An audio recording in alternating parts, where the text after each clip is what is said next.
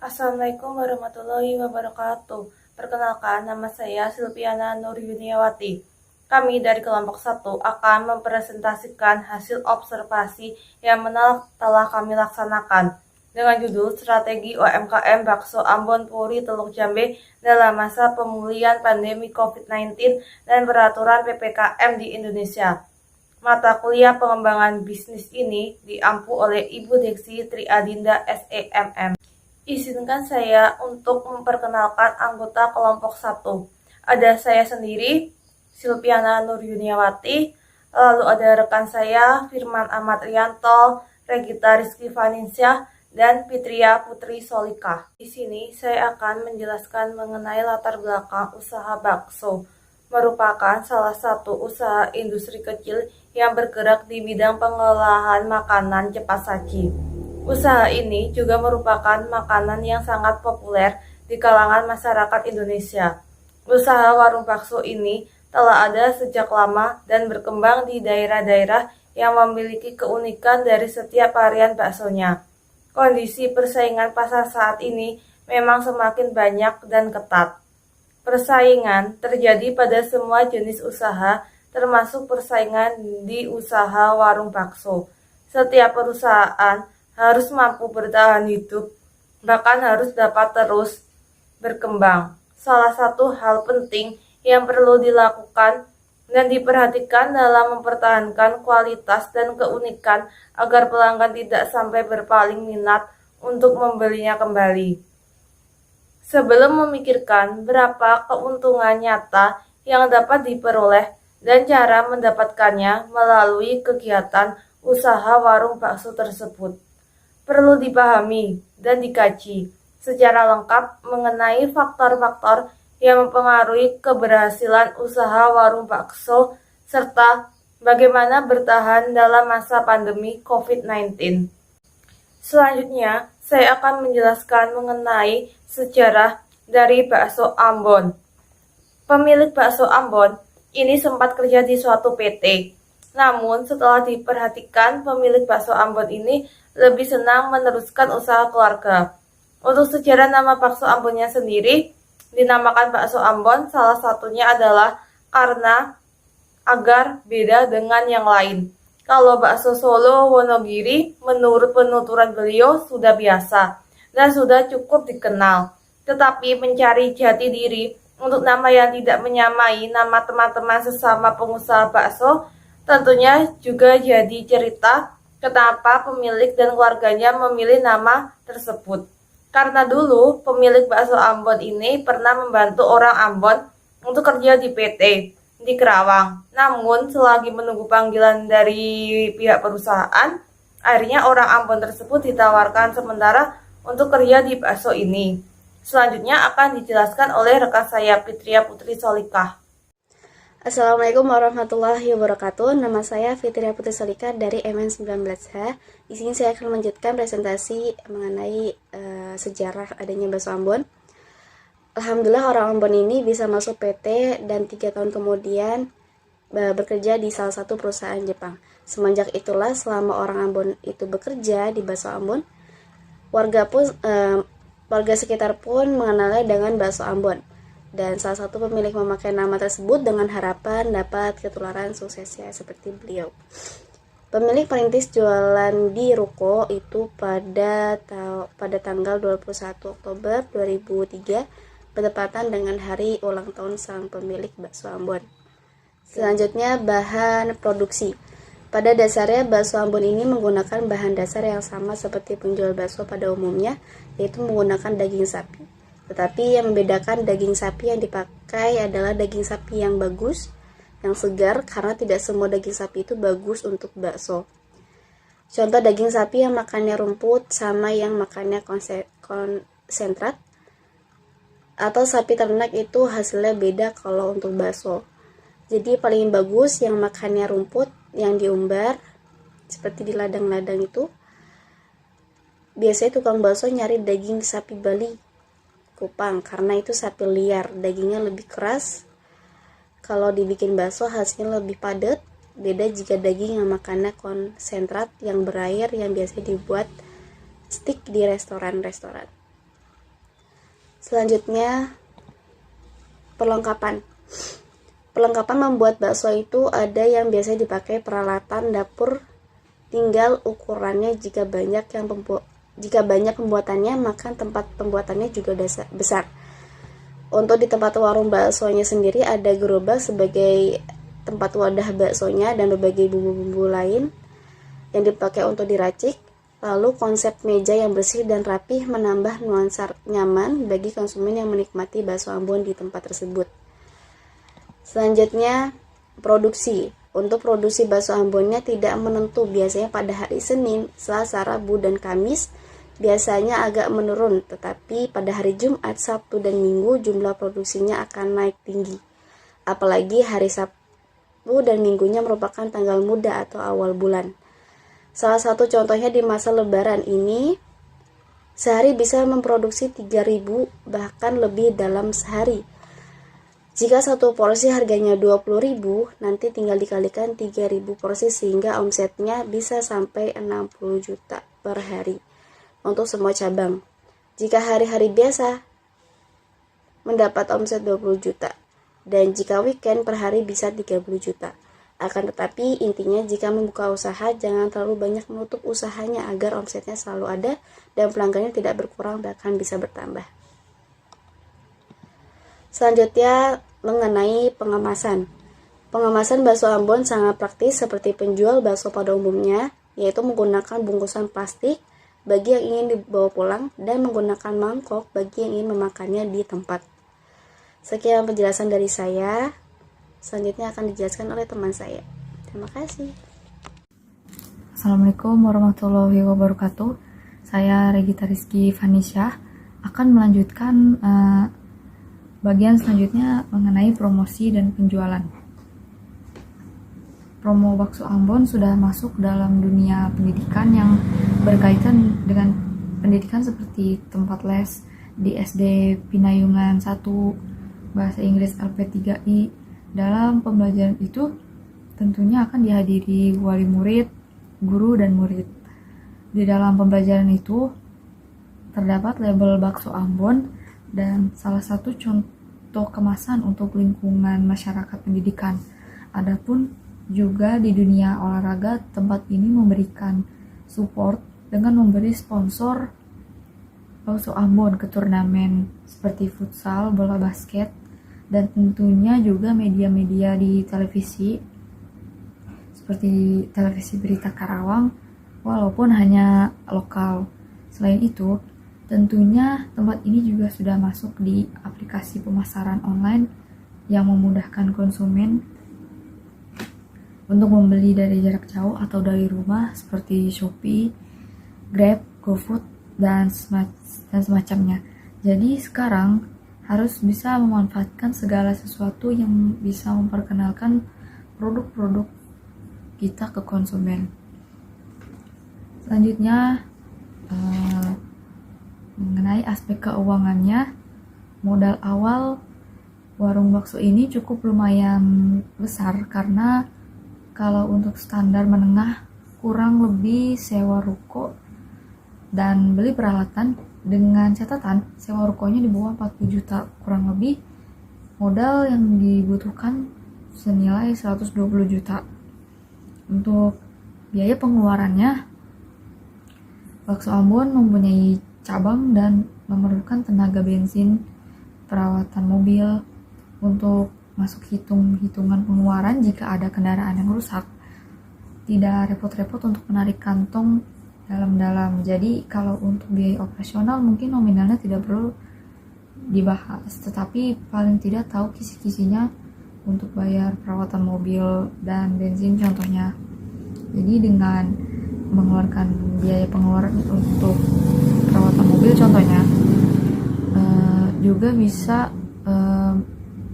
mengantisipasi jika terjadi sesuatu yang tidak diinginkan, tidak perlu mengeluarkan biaya yang terlalu banyak. Misalnya mobilnya rusak di saat-saat yang dibutuhkan, ini bisa dicegah dengan sering-sering merawat mobil, meskipun harus mengeluarkan biaya pengeluaran, namun tidak sebesar jika mendadak mobilnya rusak. Untuk pengeluaran yang lain, warung tentunya harus diusahakan. Kalau bisa setiap hari harus mensisihkan gaji pegawai. Misalnya gaji pegawai sehari 100.000. Pegawai anak buahnya berarti 10. Pegawainya 10, berarti minimal harus mensisihkan paling minimalnya 500.000 atau bisa sampai 1 juta. Misalkan kondisi sedang sepi pengunjung, harus mengeluarkan biaya penambahan gaji pegawai, tidak akan terlalu berat karena memang bakso Ambon ini diuntungkan dari pegawainya. Jadi ini bisa dibilang salah satu bentuk apresiasi atau penghargaan kepada para pegawainya. Diusahakan untuk tidak terlalu kecil memberikan gaji agar pegawai merasa hasil kerjanya selama ini dihargai. Kemudian selanjutnya, dalam mengatasi permasalahan usaha di masa pandemi ini, pengaruh di masa pandemi memang dapat dikatakan merugikan bagi warung bakso Ambon ini. Karena untuk tetap membuka dan mempertahankan usaha ini dalam masa pandemi, sudah banyak memerlukan kantong sendiri, dalam artian menggunakan uang pribadi sang pemilik untuk menambal kerugian yang terjadi di masa pandemi. Banyak yang gugur dalam mempertahankan usaha kuliner, khususnya karena sepi konsumen. Itu adalah salah satu penyebab utama. Karena kan sedang pandemi, konsumen tidak bisa membeli produk langsung ke tempat usahanya seperti biasanya. Tetapi warung bakso ini tetap sabar, tetap berdiri, serta tetap mematuhi protokol kesehatan dari pemerintah untuk tetap berjaga jarak dan tidak berkerumunan di saat pandemi COVID ini. Meskipun memang masih ada pengunjung yang datang untuk membeli bakso, tetapi di masa pandemi ini juga harus mematuhi protokol kesehatannya. Hal itu juga dapat berpengaruh terhadap berjalannya usaha jika tidak melaksanakan prokes dan ada pemerintah yang melakukan razia misalnya. Usaha itu terancam untuk berhenti sementara dan tidak bisa beroperasi. Apalagi di masa pandemi seperti ini yang sulit untuk menarik konsumen lagi. Namun strateginya salah satunya ialah adanya promosi melalui aplikasi pemesanan makanan lewat online seperti contohnya Shopee Food dan Grab Food atau GoFood dan sebagainya. Nah, usaha ini dapat bertahan di masa pandemi salah satunya dengan strategi seperti itu. Selanjutnya, materi selanjutnya akan dilanjutkan oleh rekan saya. Sekian dari saya, terima kasih. Baik, Assalamualaikum warahmatullahi wabarakatuh. Saya Firman Marianto dari kelas Manajemen 19H, kelompok 1 Pengembangan Bisnis. Di sini saya akan memaparkan atau menjelaskan mengenai bab 4, analisis peramalan permintaan pada bakso Ambon. Peramalan permintaan dengan metode regresi linier untuk barang jadi atau penjualan porsi bakso tahun 2022 dengan data penjualan bulan Januari sampai Mei. Nama barang jadi bakso, data penjualan bakso Ambon bulan Januari sampai Mei tahun 2022. Baik, selanjutnya pada tabel 4.1.1 perhitungan metode regresi linier peramalan pada bakso Ambon. Di sini terdapat banyak kolom. Yang pertama untuk bulan, periode, dan penjualan. Baik, untuk di bulan yaitu bulan Januari, Februari, Maret, April, dan Mei. Untuk periodenya yaitu periode 1, 2, 3, 4, 5. Untuk penjualan, ini adalah penjualan estimasi dari penjualan pada bulan tersebut. Yang hasil wawancara bahwa pada bulan sebelum-sebelumnya atau pasca pemulihan pelonggaran PKM, pada bulan Januari sampai Maret itu terdapat atau hasil penjualannya kurang lebih 800 porsi sampai 1000 porsi per hari. Baik, apabila diestimasi per bulannya, untuk bulan Januari yaitu 25.000 porsi terjual, Februari 26.000, Maret 28.000, April 22.000, Mei 40.000 porsi. Terdapat perbedaan di bulan April dan Mei, terdapat lonjakan dan terdapat nilai yang sangat sedikit di bulan April. Itu dikarenakan pada bulan April itu dalam masa bulan Ramadan, jadi untuk pembelian bakso itu hanya dilakukan oleh konsumen pada sore hari dan setelah buka puasa. Untuk Mei itu adalah penjualan porsi dengan lonjakan tertinggi, hampir 80% terdapat kenaikan. Dikarenakan pada bulan Mei ini terdapat pelonggaran PPKM maupun pemulihan pandemi, sehingga dalam keadaan hari raya masyarakat atau konsumen banyak berdatangan atau membeli bakso Ambon tersebut. Dengan penjualan porsi pada hari raya, menurut pemaparan dari pemilik, kurang lebih per hari itu 3.000 sampai 4.000 mangkok per hari. Kami akan melakukan peramalan untuk bulan Juni. Apakah bulan Juni dengan periode 6 akan sama dengan bulan-bulan sebelumnya ataupun terdapat peningkatan kembali diperkirakan pada masa pemulihan dan pelonggaran PPKM. Baik, selanjutnya adalah untuk pencarian nilai B dan A. Untuk nilai B yaitu terdapat nilai-nilai di dalamnya yaitu 5 dikali 499.000, 141.000 dikali 15 dibagi 5 dikali 52 dikurangi 15 kuadrat. Baik, untuk poin nilai 5 tersebut terdapat dari periode yaitu bulan Mei yang 449.000 didapat dari hasil penjualan porsi, yang 141.000 didapat dari nilai jumlah porsi sebelum dikali. Yang untuk nilai 15 terdapat dari gabungan dari periode tersebut. Terdapat dinilai dalam perhitungan tersebut didapatlah nilai 3.714. Selanjutnya untuk nilai A, 141.000 kurangi 3714 dikali 15 dan dibagi 5. Keseluruhannya didapat nilai 17.058. Untuk penggunaan rumusnya yaitu penggunaan rumus Y buka kurung T sama dengan 17.058 317.14 3.714 kali T. Baik, untuk rumusnya menggunakan Y buka kurung T sama dengan A plus B titik T. Itu apabila dikonversikan dari nilai di atas yaitu jadi YT sama dengan 17.058 plus 3.714 dikali T. Dengan demikian hasil peramalan untuk periode selanjutnya yaitu Juni tahun 2022 Y buka kurung 6 atau periode Juni sama dengan 17.058 plus 3.714 dikali 6. Dari perhitungan tersebut didapat nilai 39.342 porsi.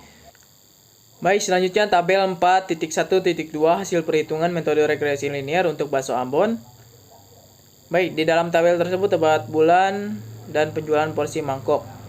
Dari hasil peramalan dan perhitungannya untuk bulan Juni didapat nilai atau hasil 39.342 dikonversi menjadi porsi atau mangkok dengan satuan porsi atau mangkok. Jadi ramalan porsi terjual pada periode selanjutnya yaitu 39.342 porsi. Dengan situasional masih dalam pemulihan dan pelonggaran PPKM oleh pemerintah. Porsi yang terjual masih mendekati atau kurang dari porsi pada periode bulan Mei atau keadaan masih suasana hari raya dan aktivitas menjelang normal kembali. Baik, selanjutnya kesimpulan. Jangan takut jatuh jika tidak ada orang sukses yang belum jatuh. Tapi pasti semuanya pernah merasakan kegagalan dalam pembangunan usaha. Karena dari setiap kegagalan ada pembelajaran yang dapat dikembangkan agar lebih baik jadi ke depannya. Terus sabar dan rendah hati, ucap dari Pak Sularno. Sekian dan terima kasih dari kelompok kami. Mohon maaf apabila terdapat kekurangan dan pemaparan yang masih kurang. Wassalamualaikum warahmatullahi wabarakatuh.